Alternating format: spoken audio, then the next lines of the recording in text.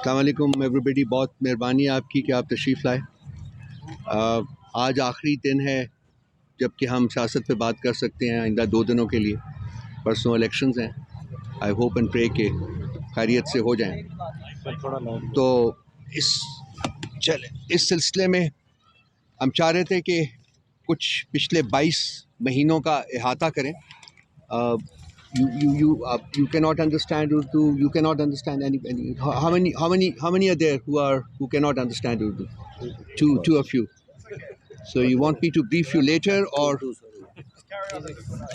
Sure. All right. Thank you. हम चाह रहे थे कि कुछ इन 22 महीनों का इहाता करें आपके साथ, और मैंने यहाँ तकलीफ़ दी थी अहमद अवैस साहब को, हमारे फॉर्मर एडवोकेट जनरल हैं पंजाब के और खान साहब के करीबी साथियों में रहे हैं।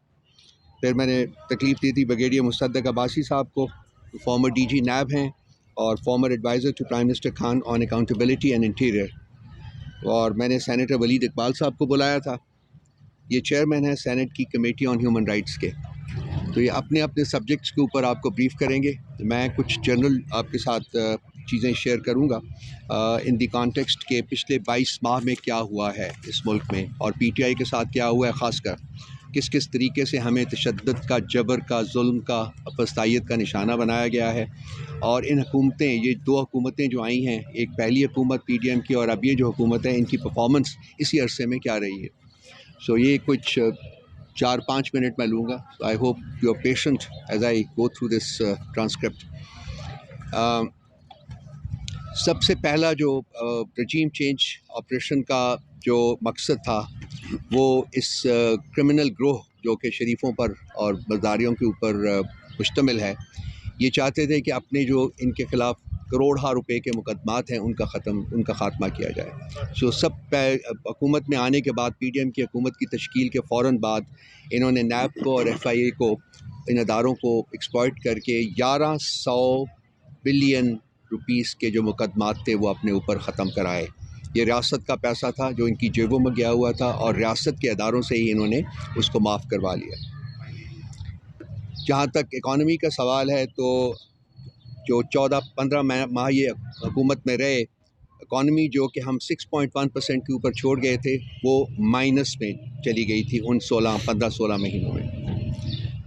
जो आपकी महंगाई थी की शरह जो थी वो पाकिस्तान की तारीख की हाईएस्ट जो अब है वो है 48%, वो भी इन्हीं के दौर में हुई।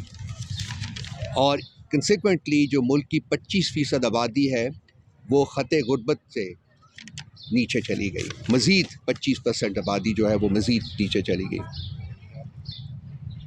इसके अलावा इक़्तिदार पर काबिज़ रहने के लिए इन्होंने आइन और कानून के साथ खिलवाड़ किया। अपने तमाम जो दौरे हुकूमत था उसमें कोई दिन ऐसा नहीं गुज़रा कि इन्होंने किसी न किसी तरीके से आइन की पासदारी जो है वो ना की हो। और ताकि क्या, इसके अलावा इनकी सरपरस्ती में तहरीक इंसाफ के ऊपर जो रियासत की जो दहशत थी, जो जुल्म था, उसका एक ना ख़त्म होने वाला सिलसिला है, उसका शुरू किया गया। हमारे तमाम जो हामी थे, जो हमारे वर्कर्स थे, हमारे एक्टिविस्ट्स थे, उनके घरों के ऊपर छापे मारे गए, उनकी फैमिलीज़ को हैरस किया गया, उनको इम्प्रिजन किया गया। आज भी हमारे 9 मई की तो बाद में बात करते हैं, तो लेकिन ये जो अरेस्ट हुए और बग़ैर किसी मुकदमे के अभी तक उनको जेलों में रखा हुआ है। हमने जहाँ भी पॉलिटिकल प्रोटेस्ट करने की कोशिश की, हमारे पॉलिटिकल प्रोटेस्ट को रोका गया। 25 मार्च का जो लॉन्ग मार्च था उसकी आप देख लीजिए कि जगह जगह इन्होंने उसके लिए इम्पेडिमेंट्स, हालांकि हमारे दौर में 3.5 साल में हमने किसी को प्रोटेस्ट करने से नहीं रोका। 4 लॉन्ग मार्च हुए थे हमारे दौर में, लेकिन हमने किसी किस्म की इंटरप्शन उनमें नहीं डाली थी। ये लोग आए, उन्होंने अपना मार्च किया और वापस चले गए। सियासी मुखालफिन की गैर कानूनी गिरफ्तारियाँ, रहाइश गाँव पर छापे और ज़ेर हिरासत तशद्दुद जो है, ये एक कंटिन्यूस फिनोमेनन बन के सामने आया। चादर और चारदीवारी का तकद्दुस भी पामाल किया गया और बानी चेयरमैन इमरान खान समेत सीनियर क़यादत पर बगावत और दहशतगर्दी जैसे मुकदमात जो हैं वो दर्ज किए गए। आज भी उनका सामना कर रहे हैं। मुल्क के साबिक़ वज़ीर आज़म के ऊपर कातलाना हमला हुआ जिसमें वो बाल बाल बचे। इसके अलावा रिपोर्ट्स के मुताबिक 2 और अटैक्स जो वो प्लान थे जिनको कि अबॉर्ट किया गया। 36 घंटे तक प्राइम मिनिस्टर साहब का घर जो था लाहौर में वो अंडर असॉल्ट रहा, रियासत के अंडर असॉल्ट रहा, रियासत का हमला था उसके ऊपर, 36 घंटे तक लगातार जारी रहा वो। हमारे बहुत सारे कारकुनान को पुलिस की कस्टडी में या रियासत की कस्टडी में शहीद किया गया। ज़िले शाह जो है एक बहुत ही पेनफुल उसकी एक एग्ज़ाम्पल है। इसके अलावा कोई 35 और लोग थे जो कि शहीद हुए इसी अरसे में। फिर 9th ऑफ मे आता है। 9th ऑफ मे जो है उसके बारे में हमें बहुत सारी रियासत की तरफ से तो बहुत सी स्टेटमेंट्स आई हैं, लेकिन हमारा हमेशा से एक कंसिस्टेंट जो डिमांड रहा हुआ है कि जी इसकी एक इम्पार्शल जुडिशल इंक्वायरी होनी चाहिए। आज तक तकरीबन साल गुजरने को आ रहा है, 10 महीने हो गए हैं, लेकिन आज तक वो नहीं हुआ। लेकिन उसके तहत आज 9th ऑफ मे का जो मुकदमा है वो भी आज ज़ेर समात आ गया है अडियाला में, वहाँ सुना जा रहा है। लेकिन बगैर किसी इन्वेस्टिगेशन के, बगैर किसी इंडिपेंडेंट इन्वेस्टिगेशन के मुकदमा जो है वो शुरू कर दिया गया है। इसके अलावा हमारे लोगों को इन्फोर्स डिसअपेरेंसेस हुई, उनकी बहुत सारे हमारे लीडर्स को, उनको रियासती तशद्दुद का निशाना बनाया गया। आप ख़ुद जाके उन लोगों से मिल सकते हैं, उनमें से बहुत सारे मौजूद हैं, आपसे बात कर सकते हैं वो। और उसके बाद उनकी पॉलिटिकल लॉयल्टीज़ को चेंज कराया गया, under pressure, under assault, under threat of terror. 10,000 कारकुनान मैंने पहले आपसे कहा है कि वो इस वक्त भी जेलों में मौजूद हैं। उनके ख़िलाफ़, किसी के ख़िलाफ़ अभी तक कोई केस जो है उसका बाकायदा आगाज़ नहीं किया गया। इनमें से बहुत सारे जो लोग हैं उनकी मुख्तलिफ अदालतों ने जो उनको बेल्स दी, तो जो ही वो अदालत से बाहर आते थे उनको किसी और मुकदमे में गिरफ़्तार कर लिया जाता था। हमारे पास कुछ लोग ऐसे हैं जिनको 25-25, 30-30 मुकदमों में रीअरेस्ट किया गया है। उनको, चूँकि रियासत का मकसद ये था कि जी हमने इनको छोड़ना नहीं है, बिकॉज़ अल्टीमेट मकसद उनका है कि PTI को ख़त्म करना है। उसकी तरफ हम बाद में थोड़ा सी बात कर लेंगे। इसके अलावा इमरान खान साहब के ऊपर तमाम फेक, फ्लिम्सी एंड फ्रॉडुलेंट किस्म के तकरीबन 200 मुकदमात जो हैं वो इन्होंने कायम किए, और वो उनमें से 3 मुकदमात के जजमेंट्स तो आ चुकी हुई हैं। बाकी भी हम उम्मीद कर रहे हैं कि बहुत जल्द वो भी बग़ैर due process of law complete किए उनकी जजमेंट्स भी आ जाएंगी। इसके अलावा सहाफ़त, जो कि आपका पेशा है, इसके ऊपर जो कदगन लगे हुए हैं वो आप मुझसे बेहतर जानते हैं। और अरशद शरीफ जैसे लोगों को शहीद किया गया। इसके अलावा इमरान रियाज की भी कहानी आपके सामने है, आप उनसे ख़ुद बात कर सकते हैं कि क्या क्या है। आज मीडिया जितना सेंसर का शिकार है, वो मेरा ख़्याल है कि जनरल ज़िया के ज़माने में भी उतना नहीं था। कोई बात नहीं, मैं 6 महीने मीडिया से बैन रहा हूँ, अब कुछ दिन हुए हैं कि मैं दोबारा मीडिया के ऊपर आया हूँ, और यही हालत हमारे बहुत सारे और लोगों का है। खान साहब की ना आप तस्वीर दिखा सकते हैं, ना उनका नाम ले सकते हैं, आज तक मीडिया के ऊपर ये है। और ये तमाम चीज़ें जो है कैमरा डिसोन करता है, लेकिन ये मौजूद हैं। सो आप समझते हैं कि किस तरीके से ये सारा कुछ हो रहा है। इसके अलावा आज जो पाकिस्तान जिसमें हम रह रहे हैं, और जो पाकिस्तान परसों इंतखाबात कराने जा रहा है, ये मुकम्मल तौर के ऊपर एक गैर आइनी और गैर कानूनी पाकिस्तान है। गैर आइनी इस तरीके से कि यहाँ जितनी भी हुकूमतें हैं वो अपना मैंडेटेड पीरियड जो है वो काट के उससे बहुत बियॉन्ड जा चुकी हुई हैं। कंसिक्वेंटली 90 डेज़ के बाद इन तमाम हुकूमतों की जो कॉन्स्टिट्यूशनल बेस था वो ख़त्म हो चुका हुआ है। ये गैर आइनी है और गैर कानूनी है। अब ये एक अलहदा कहानी है, जो मेरे बाकी जो दोस्त हैं वो शायद इसके ऊपर ज़्यादा बेहतर रोशनी डाल सकें कि आइंदा आने वाले वक्तों में इसकी आइनी और कानूनी हैसियत को भी चैलेंज किया जा सकता है कि जी इलेक्शंस तो हुए हैं, लेकिन ये किस आइन और किस कानून के तहत हुए हैं। ये तमाम जो हैं। इसके बाद जब शेड्यूल का ऐलान किया गया 8 फरवरी के इलेक्शंस के लिए, तो तब से PTI के ऊपर जो रियासती फस्तायत और जुल्म है वो एक ज़्यादा इंटेंसिटी के साथ सामने आया है। और लंदन प्लान जो था, जिसके हम पहले जिक्र कर चुके हैं, इसके तहत एक क्रिमिनल ग्रोह को वापस मुल्क में लाया गया, उनको VVIP प्रोटोकॉल दिया गया, और अब वो मसनद इक़्तिदार पर विराजमान करने की पूरी तैयारियां जो हैं वो हो चुकी हुई हैं। इलेक्शन के रिज़ल्ट्स जो हैं वो शायद वो भी ऑलरेडी मतलब बन चुके होंगे। अब ये डिक्लेयर करना जो है वही रहता है। जब पार्टी को इलेक्शन में जाने से रोकने के लिए रियासत ने बहुत सारे हथकंडे इस्तेमाल किए, उसमें से अल्टीमेटली हमारा जो सिंबल है बैट का, उसको हमसे छीनने के लिए हमारे 3 इंट्रा पार्टी इलेक्शंस के रिज़ल्ट्स जो थे वो उन्होंने कबूल नहीं किए। आज तक पाकिस्तान की तारीख में, इलेक्टोरल तारीख में, इलेक्शन कमीशन ऑफ पाकिस्तान ने पहले किसी पॉलिटिकल पार्टी के इलेक्टोरल रिजल्ट्स जो थे, इंट्रा पार्टी इलेक्शन के जो रिजल्ट्स आते थे, उनके ऊपर कोई सवाल नहीं उठाया। हम पहली पार्टी हैं जिनके ऊपर ना सिर्फ सवाल उठाए गए, बल्कि एक दफ़ा नहीं, दो दफ़ा नहीं, बल्कि 3 दफ़ा, और उनको उन्होंने उसके कंसिक्वेंट ऑन दैट उन्होंने हमसे हमारा इलेक्शन सिंबल लेके तकरीबन 13 करोड़ लोगों को जो पाकिस्तानी हैं उनको डिसइनफ्रेंचाइज किया है, उनको हक के वोट से महरूम किया है इस वक्त, जो हमारे अंदाजे के मुताबिक है। अभी इसके अलावा आज भी जब हम बात करते हैं तो हमारे जो जितने भी कारकुनान हैं उनको तकरीबन पिछले 10 दिनों से बहुत शिद्दत आई है। हर कॉन्स्टिट्यूंसी में एनए की हो या प्रोविंशियल असम्बलीज़ की हो, वहाँ के लोगों को गिरफ़्तार किया गया है, हमारे वर्कर्स को गिरफ़्तार किया गया है, हमारे जो पोलिंग एजेंट्स हैं उनको गिरफ़्तार किया गया है, उनको तरह तरह की धमकियाँ दी जा रही हैं ताकि वो हम लोग पीटीआई और हमारे जो नॉमिनेटेड कैंडिडेट्स हैं वो इलेक्शन में हिस्सा ना ले सकें। इसके अलावा आपने देखा है कि इससे पहले जो मरहला था, स्क्रूटनी के मौके के ऊपर क्या किया गया, नॉमिनेशन फॉर्म्स छीने गए और कोशिश पूरी की गई कि हमारी ज़्यादातर कॉन्स्टिट्यूंसीज़ में हम अपने जो नॉमिनेशन फॉर्म्स हैं, हमारे नॉमिनीज़ जो हैं वो ना जमा करा सकते।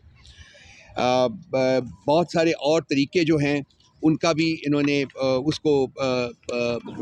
उसके ज़रिए भी इन्होंने पूरी कोशिश की है कि पीटीआई जो है वो इलेक्शन में ना जा सके और इनको जो क्लीन जो है इनको ग्राउंड मिल जाए और ये जो चाहें उसके साथ करें। इसके अलावा बहुत सारे तरीक़ों से इन्होंने कोशिश की है कि जी वोटर्स को कंफ्यूज करें या उनको डिस्कम्फर्ट करें और ताकि वो वोट ना दे सकें। इनमें से कुछ चीज़ें मैं आपके सामने बयान कर देता हूँ। जो हमारे सामने आई है कि ख़वातीन के जो पोलिंग स्टेशंस हैं उनके वहाँ इनको ऑर्डर्स दिए गए हैं कि वो जो पोलिंग का अमल है उसको इंतहाई सुस्त रवि से जारी रखा जाएगा। इसके अलावा पोलिंग के अमले से इलाकाई उम्मीदवारों की मुलाकातें और उन्हें मुराद के वादे किए गए हैं, ये भी हमारे इल्म में आया है। इसके अलावा ज़्यादातर औरतों के पोलिंग स्टेशन अपने घरों से 7 to 10 किलोमीटर्स 12 किलोमीटर्स दूर रखे गए हैं। इसके अलावा तहरीक इंसाफ के आज़ाद उम्मीदवारान के पोलिंग एजेंट्स को पुलिस के ज़रिए हरासा किया जा रहा है और पोलिंग स्टेशन के पास पीटीआई हमायत याफ्ता उम्मीदवारान के कैंप ना लगाने जो है उसके अहकामात सादर किए गए हैं। मैं आपको बताता हूँ, मेरे पास ये मेरा अपना है, ज़ाती है, तो ये जो इनका 8300 है, वहाँ मैंने पिछले 3 महीनों में 3 दफ़ा अपना जो पोलिंग स्टेशन है उसके लिए मैंने डाला है अपना आईडी कार्ड नंबर, और तीनों दफ़ा मेरे लिए मुख्तलिफ पोलिंग स्टेशंस जो हैं वो आए हैं। ये पिछले 3 महीने का अमल है, ये मेरे पास डॉक्यूमेंट है और आप इसको ख़ुद चेक कर सकते हैं, मैं आपको भिजवा सकता हूँ। तो ये बेसिकली मैंने तो एक इन इलेक्शंस के बारे में जो इंटरनेशनल मीडिया है वो मैं आपको 5-6 पढ़ देता हूँ and then I will pass it on to Al Jazeera. कहता है the legitimacy of the February 8 elections has been questioned as Khan is absent from the ballot sheet. Bloomberg says Pakistan's youth, big backers of Khan, are disillusioned about the electoral system. Council on Foreign Relations says Pakistan's upcoming election this week has already turned into a farce, one that is not free or fair. Financial Times says if one were to have free and fair elections, Imran Khan would win by an absolute majority. AP, voters wonder if new polls will change a country mired in political feuding. BBC, it may look like Khan has been effectively neutralized, but instead, political divisions across the country look set to deepen. Guardian, military has put its faith in former Prime Minister for 4th time, leading many to believe election outcome is already decided. Gallup, 7 in 10 Pakistanis lack confidence in the honesty of their elections. New York, Rusi, this election is already hopelessly compromised. New York Times, Pakistani elections are marked by vote rigging, political horse trading and corruption. No matter who wins, they inevitably disappoint because they're always focused more on staying in power than serving the people. This is international comment, some of the international comment on the forthcoming elections. I would now request Ahmed Awais Saab. He has a couple of things to say, and then we will go on to Brigadier Saab and then Waleed Saab. Over to you. बिस्मिल्लाहिर्रहमानिर्रहीम। देखिए, सबसे बड़ी बात और सबसे अहम बात जो मैं आपके सामने करना चाह रहा हूँ कि पाकिस्तान की बुनियाद जो है वो आइन है, एक ज़ाब्ता जिसमें कानून की हुक्मरानी का एक पूरा निज़ाम है। इस सिस्टम को, जो रूल ऑफ लॉ के सिस्टम को बड़े ही प्लान तरीके के साथ बदला जा रहा है रूल ऑफ अथॉरिटी के साथ। और एक नेकेड डेस्पोटिज्म जो है उसका रूल इस वक्त पाकिस्तान में है। ये बात आपके सामने है, इसकी मज़ीद वजाहत की ज़रूरत नज़र नहीं आती। इतनी क्लियर तरीके से पाकिस्तान के आइन की जिस तरह धज्जियाँ उड़ा दी गई हैं, जिस तरह उसको वायलेट किया गया है, जगह जगह पर वायलेट किया गया है। मैं अभी यही जो 3 फैसले जो आपको पिछले 4-5 रोज़ में किए गए हैं, मैं उन्हीं के मुतल्लिक आपसे कह दूं कि पाकिस्तान के आइन के आर्टिकल 10A को सामने रख लीजिए। तो 10A आर्टिकल कहता है कि due process of law is a must. Trial का मुकम्मल होना और एक्यूज्ड को फंडामेंटल राइट्स में शामिल है कि उसको राइट टू डिफेंस उसको प्रोवाइड करना। और यहाँ पे तो ट्रायल भी नामुकम्मल हैं। आप तीनों को देख लीजिए। साइफर केस के अंदर बानी पीटीआई इमरान खान की स्टेटमेंट जो है 342 की रिकॉर्ड होती है। को एक्यूज हैं शाह महमूद कुरैशी, उनकी 342 की स्टेटमेंट रिकॉर्ड भी नहीं हुई for the reason best known to the presiding officer जज। और आपने देखा कि उसके बावजूद उनको डिफेंस का राइट भी नहीं दिया गया। ये हर एक्यूज का राइट है, इसके बगैर जो क्रिमिनल ट्रायल जो है, क्रिमिनल हो या सिविल ट्रायल हो, वो मुकम्मल ही नहीं होता। ये कॉन्स्टिट्यूशन की मैंडेट है आर्टिकल 10A। और डेलिबरेटली कॉन्स्टिट्यूशन के मैंडेट को अगर आप वायलेट करेंगे तो इसका मतलब है कि आप सबवर्ट कर रहे हैं पाकिस्तान के आइन को, आप सबवर्ट कर रहे हैं। और subversion of constitution is an offence under article 6 of the constitution. पहली लाइन ही आप उसकी अगर पढ़ लीजिए, उसमें लिखा है कि वन हु एब्रोगेट्स और subverts the constitution of Pakistan commits an act of high treason. और दूसरी बात आपको बताऊं, सबसे अहम चीज़ जो, और पाकिस्तान के आइन का प्रियम्बल को देख लीजिए। प्रियम्बल कहता है कि the sovereignty lies with Allah to be exercised by the people of Pakistan through its chosen representatives.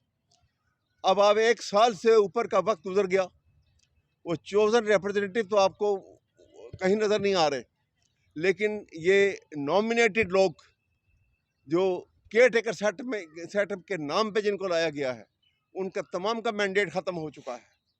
और किसी एक ने भी वो रिक्वायरमेंट जो हैं, जो सेक्शन 230 इलेक्शंस लॉ 2017 का सेक्शन 230, उसमें बड़े वाज़े अल्फाज में जितना भी केयर टेकर सेटअप हो, चाहे वो फेडरल गवर्नमेंट का है या वो प्रोविंसेस का है, उसमें बड़ा साफ अल्फाज में वो दे दिया गया है कि उनकी क्या क्या उनका मैंडेट है, जिसमें डे टू डे बिजनेस के अलावा they have to facilitate election commission of Pakistan for fair transparent and free elections.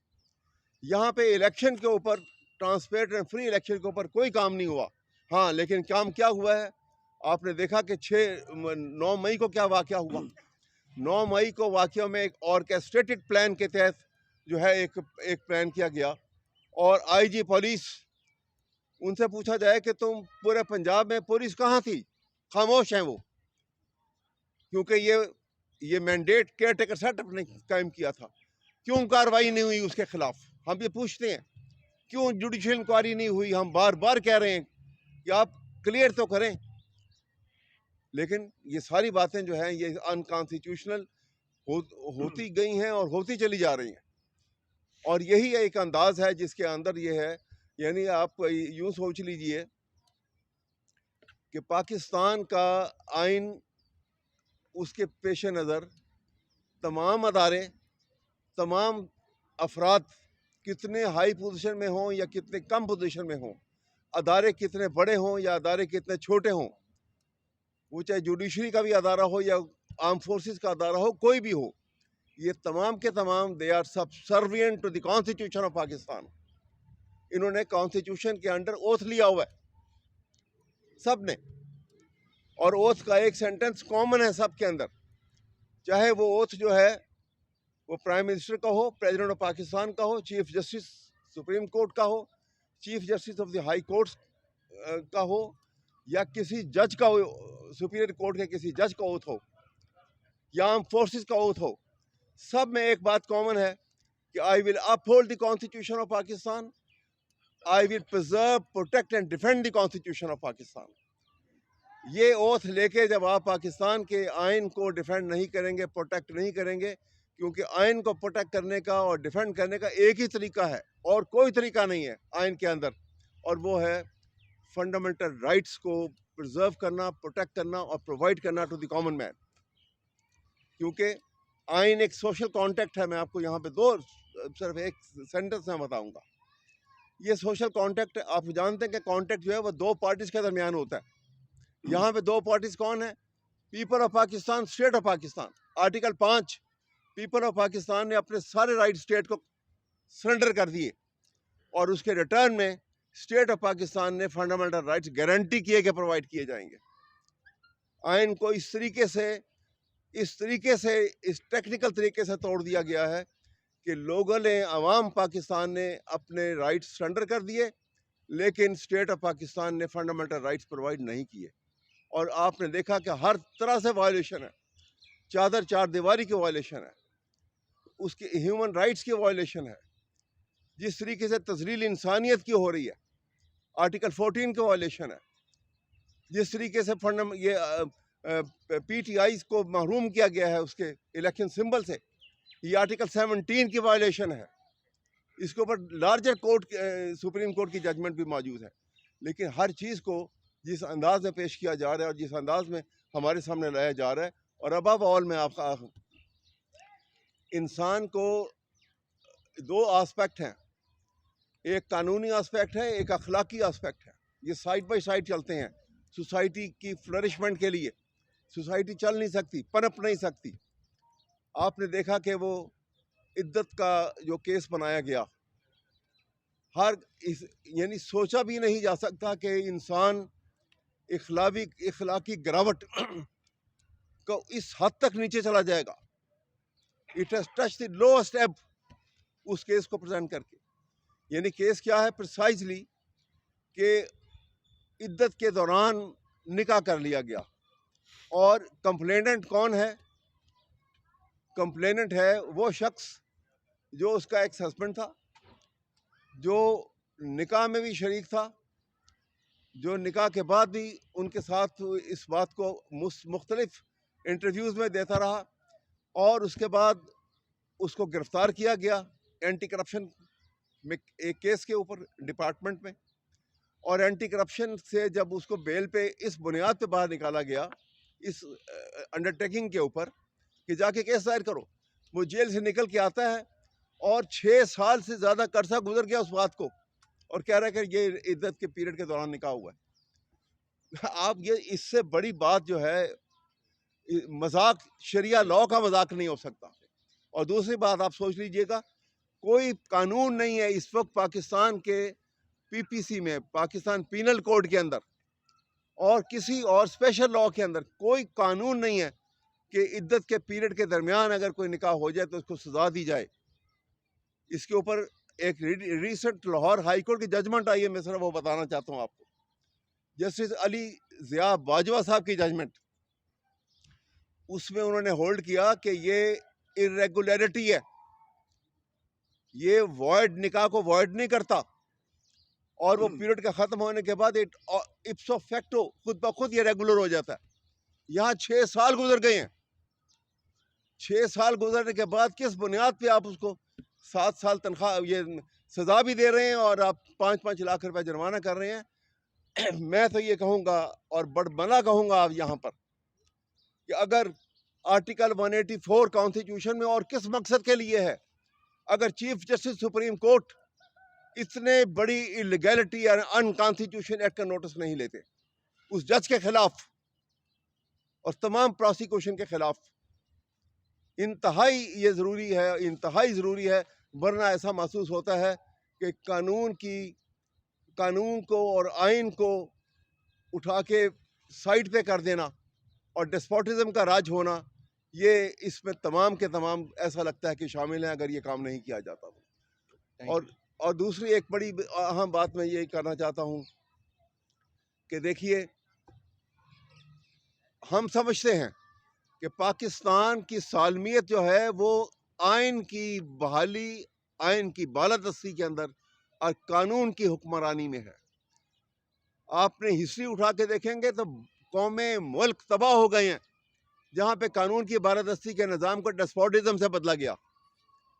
और मैं यहाँ पे पाकिस्तानी कौम को भी ये मैसेज देना चाहता हूँ और ये कहना चाहता हूँ आपकी वसादत से कि खुदा के लिए आप तंजीम का मुजाहरा करते हुए, डिसिप्लिन का मुजाहरा करते हुए, पाकिस्तान के आइन और कानून के ज़ाब्तों में रहते हुए अपने घरों से निकले नौजवानों से ख़ास तौर पर मैं मुखातिब हूँ, निकलें और अपने वोट का इस्तेमाल करें।